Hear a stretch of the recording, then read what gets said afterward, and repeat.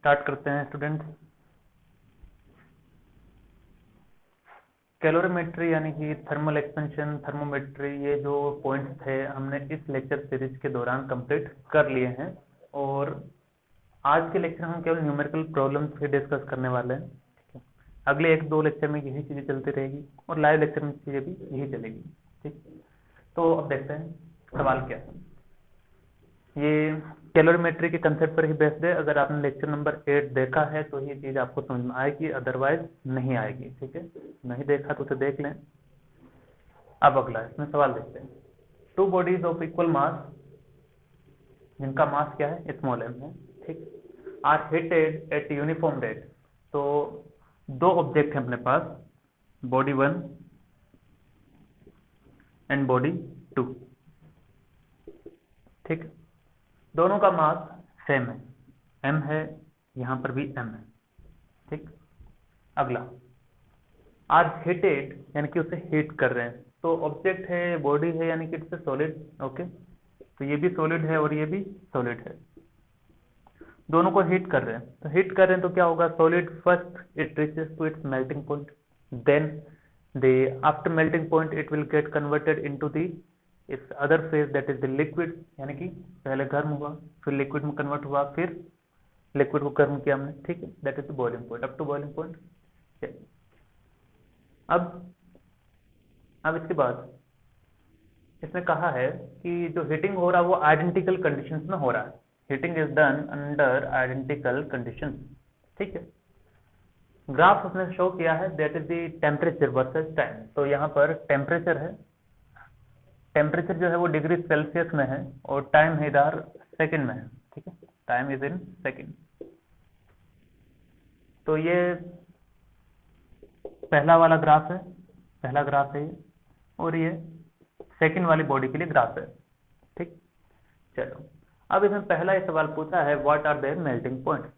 Okay, तो melting point बताना है पहले सवाल में तो इसका, है ना। उससे पहले रिकॉल दिलवा देता हूं मैं थोड़ा सा, है ना, कि हमने पढ़ा क्या था पिछले लेक्चर में। तो पढ़ा कुछ ये था कि एक होता है हीटिंग कर्व, है ना। एक क्या होता है, हीटिंग कर्व होता है, जिसमें इधर हमने टेम्परेचर लिया था, इधर हमने लिया था टाइम, करेक्ट। फिर किसी सॉलिड को अगर मैं एक कांस्टेंट रेट T पर हीट करना स्टार्ट करूं, तो मैंने उसे हीट करना स्टार्ट किया तो टेम्परेचर बढ़ेगा, टेम्परेचर विल राइज यूनिफॉर्मली, तो graph is uniform, that is the straight line. Okay, अब इसके बाद 0 पर हम स्टार्ट हुए थे, यहां पर पहुंचे जहां पर इसका मेल्टिंग पॉइंट है। ठीक है, at melting point if a solid body get converted into liquid phase, that means latent heat is there. ठीक है, फेज चेंज करने के लिए टेम्परेचर रिमेन्स कांस्टेंट, तो टेम्परेचर कांस्टेंट ही रहा। ठीक है, उसके बाद उसको और हीट करना स्टार्ट किया, तो यहाँ पर तो था लेटेंट हीट, अब वो लिक्विड में कन्वर्ट हुआ, इस लिक्विड को फिर से हीट करना स्टार्ट किया, then it will get converted into gas, sorry no, not gas, then it will reaches to a point that is the boiling point. ठीक है, उसके बाद क्या था कि ये फिर से फेज चेंज करेगा, दैट इज इन गैस, और गैस के बाद फिर से आगे बढ़ता जाएगा। ठीक है, तो जब भी फेज चेंज हो रहा था तो वहां पर था Q equal to M into L, और जब भी टेम्परेचर चेंज हो रहा था that is the Q equal to MC delta T। L हमने पता लगाया कि L is directly proportional to length of line. ठीक है, L is directly proportional to length of line and C is directly inversely proportional to slope of line. ठीक है, तो यही 2 कंसेप्ट काम में आएंगे। ठीक है, आगे बढ़ सकते हैं हम।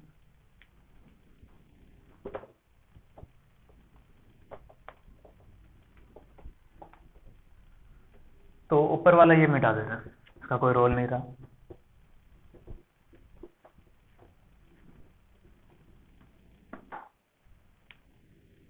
तो 2 जो सॉलिड बॉडी है, फर्स्ट सॉलिड बॉडी ये है, सेकंड ये है, उसने ग्राफ में ये सारी चीजें दिखाई है, मैंने प्लॉट कर दिया एज इट इज जो क्वेश्चन में था। Okay, what are their melting point. तो सॉलिड मेल्ट कहाँ होगा, पहला सॉलिड ये है, इसका ग्राफ, ये यहां से स्टार्ट हुआ, हीटिंग करना स्टार्ट हुए, फिर यहां पहुंचा, यहाँ पर पहला जो है वही क्या है, मेल्टिंग पॉइंट है, यानी पहले सॉलिड बॉडी का मेल्टिंग पॉइंट ये है 60, दूसरे का सॉरी पहले का 40 है, दूसरे का 60 है। तो melting points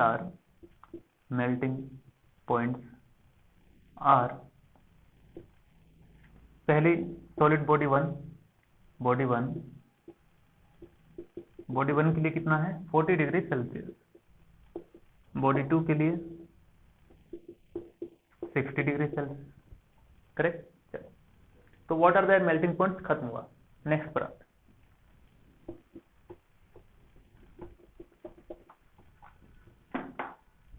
what is the ratio of the latent heat. तो लेटेंट हीट इसका भी निकालेंगे, इसका भी निकालेंगे, दोनों का रेशियो निकालना, ठीक है। इसके लिए हम कह देते हैं L1, इसके लिए कह देते हैं L2, पहले वाले कर्व के लिए L1, दूसरे वाले के लिए L2, ओके। क्योंकि यहीं पर फेज चेंज हो रहा, बाकी किसी जगह हो नहीं रहा जो गिवन कर्व में आगे दिया ही नहीं, इतना ही दिया, ठीक है, okay. Now latent heat L is directly proportional to length of line, okay. तो L1 बताओ, क्या इसी लाइन पर है क्या L1? जी हाँ, L1 इसी लाइन पर है। तो L1 is directly proportional to AB, okay. L1 is directly proportional to AB and L2 is directly proportional to A2B2, sorry A1B1 and here it is A2B2, okay। Proportionality sign हटाएंगे तो क्या जाएगा, कोई constant K आएगा, इसका भी sign हटाएंगे कोई कांस्टेंट K आएगा, सही है। We have to find the ratio, तो फाइंड इट रेशियो, ठीक है। क्या करेंगे, K से K खत्म हो गया, यानी कि L1 upon L2 is equal to A1B1 upon A2B2। मुझे बताओ A1B1 का लेंथ कितना, ये है A1B1 7 माइनस 4 3, A2B2 ये है A2B2 6 माइनस 2 यानी कि 3/4। तो लेटेंट हीट का रेशियो 3/4 है। कितना आसान था, कितना आसान था, बहुत आसान था। चलिए next, what is the ratio of the specific heat. तो ये बी वाला क्वेश्चन हो गया, ठीक है, ये बी है। आगे बढ़ते हैं, आगे बढ़ो। तो आगे बढ़ेंगे,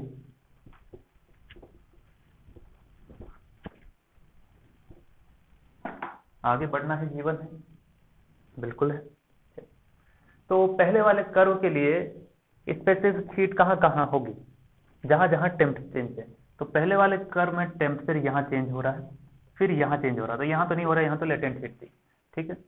तो इनका कोई रोल नहीं रहा अपने जीवन में, ठीक है। पहले वाले कर्व के लिए ये दोनों स्पेसिफिक हीट निकालेंगे, फिर दूसरे वाले के लिए भी निकालेंगे, लेकिन दो दो क्यों करें, हमें तो केवल सिंपली यही कहा रेशियो। तो देखो ऐसा है, यहाँ पर इसका स्टेट क्या था, ये सॉलिड था, यहाँ पर इसका स्टेट क्या था, ये सॉलिड था। फिर मेल्टिंग पॉइंट के बाद ये लिक्विड में कन्वर्ट हो गया, ये भी किसमें हो गया, लिक्विड में कन्वर्ट हो गया। यानी कि हम क्या करेंगे, we will find the ratio of the specific heat for both curve in case of solid और इन केस ऑफ लिक्विड, दोनों केस में, ठीक है। So first in case of solid, and in general a specific heat is directly inversely proportional to slope of line, correct, slope of line। तो मुझे बताओ solid के लिए पहले वाले कर्व में C1, अगर मैं कहता हूं C1 की बात करते हैं, that is the inversely proportional to slope of OA1, OA1, ठीक है। C2 क्या आ जाएगा, C2 will comes out to be OA2, है ना।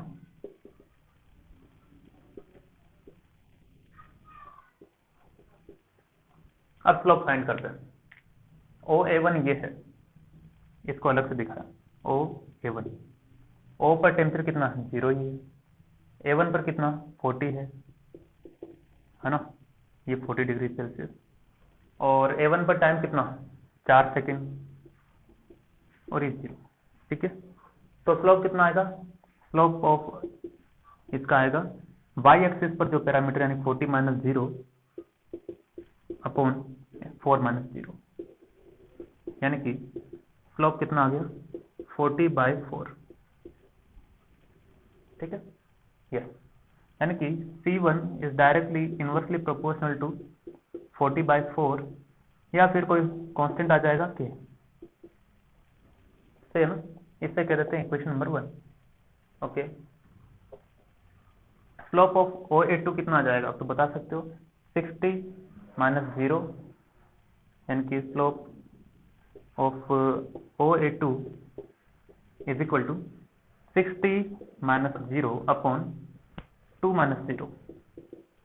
ये देखो OA2 ये है ना, OA2 को अलग से बना लो, दिख जाएगा आपको 0, ये 2 है, ये 60, ठीक है। 60 माइनस 0, 2 माइनस 0, रेशियो दोनों का वही क्या है, स्लोप है। चलो, तो C2 comes out to B 1/60/2। मैं काट नहीं रहा हूँ अभी, काट नहीं रहा हूँ, काट दें क्या, काट देते हैं। चलो, कितना आ जाएगा, जितना भी आए is equal to constant. Now equation 1 divided by 2, तो इक्वेशन 1 डिवाइडेड बाय 2 करेंगे, कितना आ जाएगा, करो, ये आ जाना चाहिए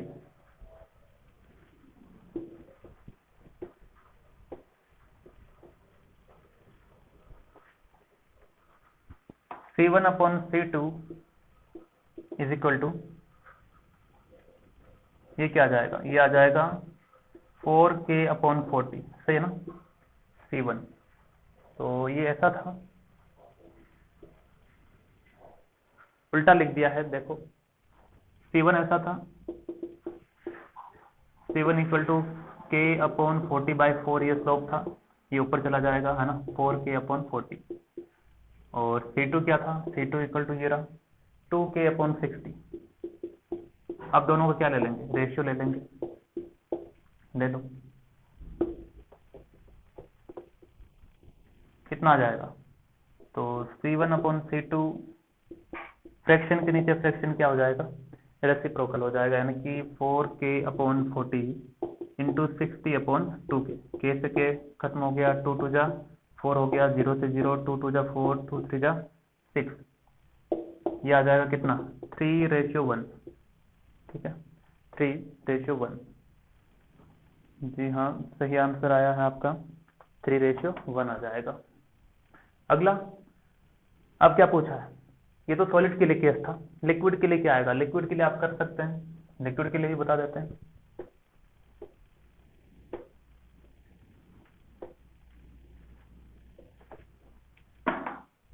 सेम है, कंसेप्ट चेंज नहीं हुआ, क्या नहीं चेंज हुआ है, that is C is inversely proportional to slope. ठीक है, तो क्या आ जाएगा, पहले वाले लिक्विड का ये रहा, पहले वाले लिक्विड का ग्राफ यहां तक दिया है, दूसरे वाले लिक्विड का यहां दिया है, तो देखो B1 इसे C1 कह देते हैं, इसे C2 कह देते हैं। ठीक है, तो इसके लिए C1 निकालते हैं, liquid that is the slope of line B1C1, slope of line B1C1। तो स्लोप ऑफ लाइन B1C1, इसको थोड़ा सा एक्सटेंड कर दो, ये यहां मिल रही है 60 डिग्री पर, यानी कि B1C1 ऐसा कुछ है। हायर टेम्परेचर कितना है 60, लोअर कितना 40, B1 स्टार्ट कहाँ हुआ 7 पर, C1 कहाँ मिलेगा, C1 कहाँ मिलेगा अभी दिखाते हैं कहाँ मिलेगा, ये टाइम है कितना 7। ठीक है, C1 आपका ग्राफ में दिया है, कितना दिया है, C1 जाके मिल रहा है 10 सेकंड पर, कितने सेकंड पर 10 पे, तो ये मिला देते हैं 10 सेकंड पर। ठीक है, चलिए 10 पर मिला दो, या फिर 9 सेकंड पर, ये लीजिए 9 सेकंड पर मिला दो,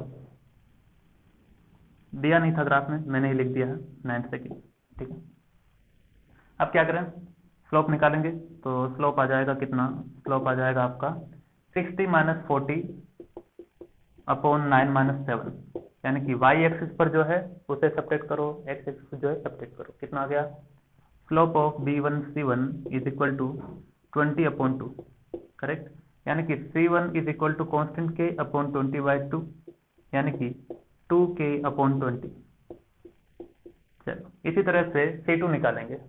C2 के लिए मैं डायरेक्ट बता रहा हूँ, कांस्टेंट K/स्लोप पता हो मुझे डायरेक्ट, तो कांस्टेंट तो मैंने लिख दिया 100 - 60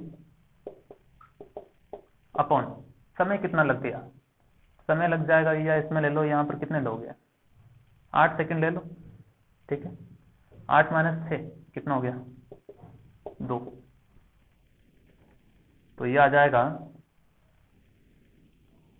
K/40/2, तो ऊपर भेज दो 2K/40 ना, इक्वेशन 2 इक्वेशन 1 /2 करना है और खेल खत्म कर देना, कर देते हैं ये लोग।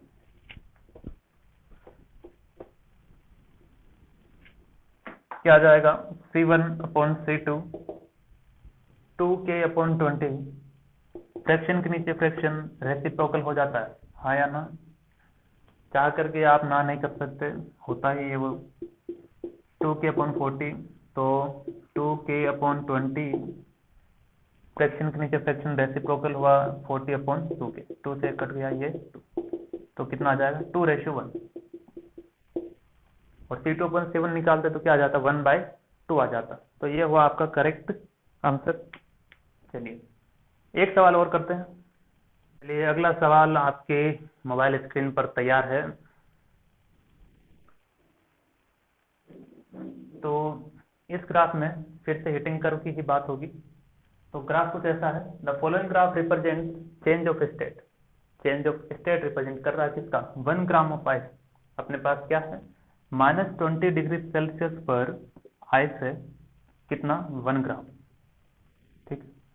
तो -20 डिग्री सेल्सियस पर है, तो इसे कितनी हीट दी जाए, find the net heat required to convert this ice into steam, यानी कि इस आइस को मुझे कन्वर्ट करना है किसमें, स्टीम के अंदर, लेकिन स्टीम भी कौन से टेम्परेचर पर, 800 डिग्री सेल्सियस, ठीक है।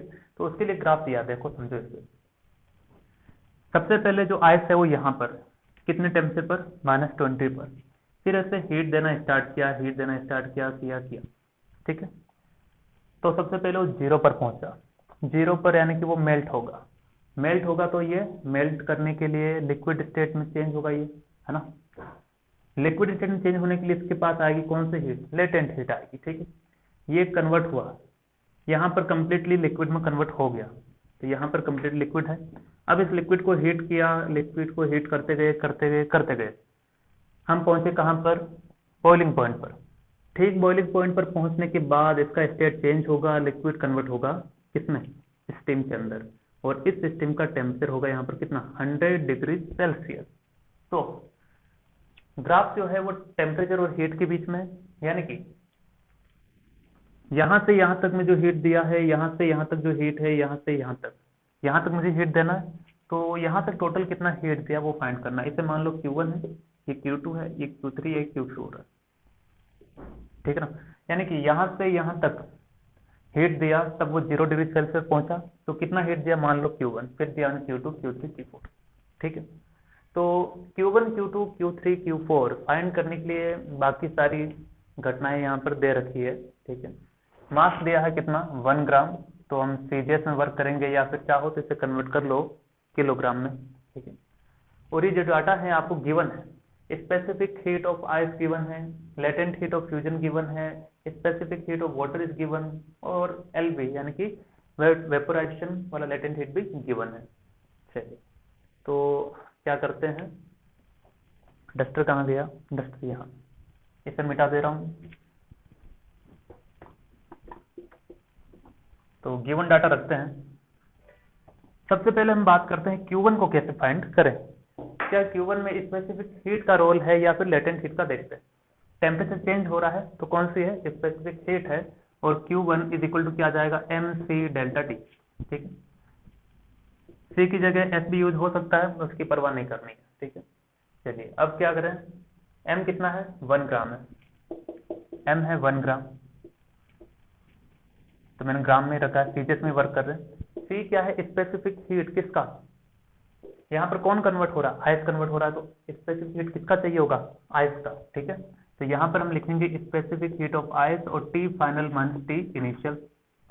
ठीक है, स्पेसिफिक हीट कितना 0.53 है। ठीक है, ये भी सीजीएस में दिया है तो कोई दिक्कत नहीं।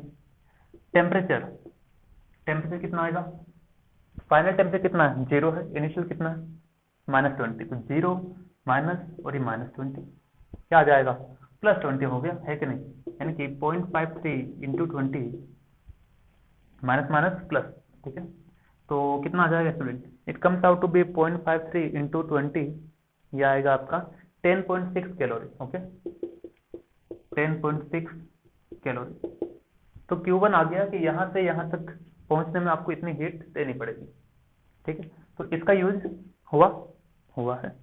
चलिए, तो इसका यूज हुआ तो इसको मिटा दो, और मैं Q1 को भी मिटा दे रहा हूँ, या रहने देते, मिटा ही देते हैं। यहाँ आंसर लिख देता हूँ उसका, MC ice into delta T is equal to 10.6 calorie अपने पास आया। अगला, तो ये तो होगी कहाँ से बात, A से B तक हम पहुंच गए, हमें पहुंचना कहाँ तक है, E तक पहुंचना लास्ट में ना। तो अब हम चलते हैं B से C की ओर। B से C में कौन सी हीट काम आ रही है, स्पेसिफिक हीट या latent heat, yes it is latent heat because there is no change of temperature, only change of state. ठीक है, तो इसे Q2 कहा है, तो Q2 इक्वल टू क्या आ जाएगा M इंटू L।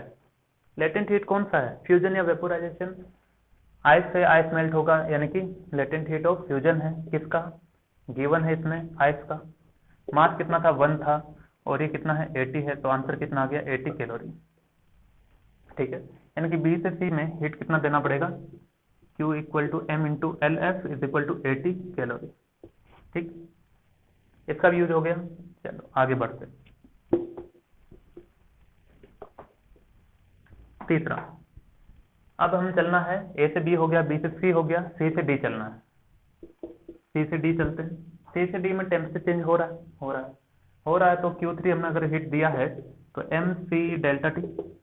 ठीक है, C किसका, अब ये देखो यहाँ पर सॉलिड में था आइस, फिर मेल्ट होकर के लिक्विड में कन्वर्ट हुआ, अब लिक्विड का टेम्परेचर चेंज हो रहा है, यानी कि ये किसका है, लिक्विड कौन है यहाँ पर, वाटर है। ठीक है ना, तो specific heat of water into delta T। ठीक, तो मास कितना 1 ग्राम है, specific heat of water given है, सीजीएस में ही गिवन है 1। ठीक है, और डेल्टा टी कितना है, इन दोनों के बीच में टेम्परेचर डिफरेंस बताओ, फाइनल 100 है, इनिशियल कितना 0, तो 100 minus 0 it comes out to be 100। तो ये चीज तो आपको याद रहनी भी चाहिए कि स्पेसिफिक हीट ऑफ वाटर कितना होता है 1 होता है इन सीजीएस, जरूर नहीं कि हर बार आपको दिया रहे ये। MCW into delta T is comes out to be 100 calorie, है ना। चलिए अब लास्ट D से E, D से E में देखो फेज चेंज हुआ है क्या, हाँ हुआ है, फेज चेंज हुआ है, क्या आ जाएगा D से E में, लेटेंट हीट आएगा, है ना। लेटेंट हीट कौन सा, फ्यूजन या vaporization, yes it is vaporization because liquid gets boiled into steam, तो वेपोराइज्ड हो रहा है, तो ये वेपोराइज्ड है। मास 1 ग्राम है, लेटेंट हीट ऑफ वेपोराइजेशन कितना दिया 540 दिया है, सीजीएस में ही है, तो your answer will be 540 calorie. Okay, तो डी से ई 540 कैलोरी। हमें पूछा क्या था, नेट हीट, यहां से यहां तक पहुंचाने में कितनी नेट हीट चाहिए होगी, तो कितना आ जाएगा 540 हो रही है 100 640 प्लस 80 कितना हो गया, it comes out to be 640 60 700 720 और 730.6। क्या आंसर मेरा सही है, जी हाँ सही है। तो नेट हीट रिक्वायर्ड। तो अब आप मेरी बात सुनिए, क्या करना आपको, आज के लेक्चर में इतना ही रखेंगे। अब अगली बार अगले जो न्यूमेरिकल प्रॉब्लम होगी अभी इसके एक और चलेंगे न्यूमेरिकल प्रॉब्लम, ठीक है। उस न्यूमेरिकल प्रॉब्लम सेशन के अंदर हम पढ़ेंगे मिक्सिंग प्रॉब्लम ऑफ कैलोरीमीटर। अभी मैंने केवल पढ़ाया हीटिंग कर्व, तो हीटिंग कर्व का अब कोई सा भी सवाल आप कर सकते हैं, कैसा भी किसी भी एग्जाम में आया हुआ, ऐसा कोई क्वेश्चन नहीं है जो आपसे नहीं बनेगा जो हीटिंग कर्व के कंसेप्ट पर हो, ठीक है। whether it's a KVPY, Olympiad, whatever it is, okay, doesn't matter. Now अगला हम पढ़ेंगे मिक्सिंग प्रॉब्लम। तो मिक्सिंग प्रॉब्लम के लिए कुछ अलग टेक्निक्स लेंगे, ठीक है। तो तब तक के लिए मजे कीजिए, पढ़ाई करते रहिए, कोई डाउट हो तो बताइए, है ना। चलिए।